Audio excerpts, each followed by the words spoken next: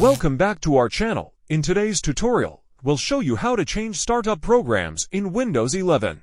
Startup programs are apps that start automatically when you turn on your computer.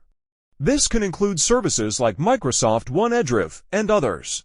While having frequently used apps open automatically can save time, it can also slow down your computer. Removing unnecessary startup apps can help speed up your PC. Let's get started. How to change Windows 11 startup programs through the Settings app.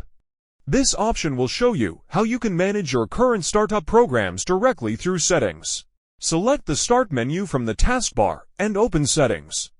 If you don't see a link for it, you can search for it using the search bar. Select Apps in the left sidebar. Select Startup inside App Settings. Select the toggle next to each app to turn it on or off. The next time you start up your computer, only the apps you've chosen will launch.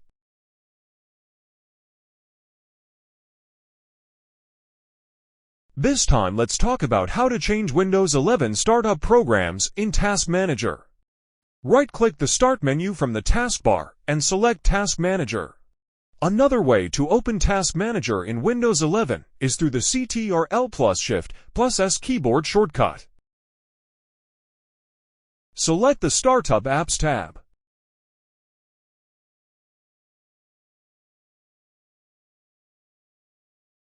Right-click an app and select Disable to turn it off or Enable to turn it on.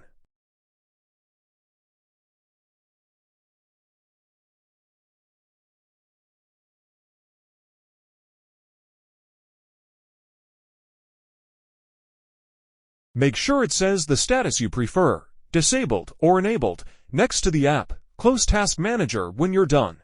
And that's it. You've learned how to change startup programs in Windows 11. By managing your startup programs, you can improve your computer's performance and enjoy a faster boot time. Thanks for watching, and see you in the next video.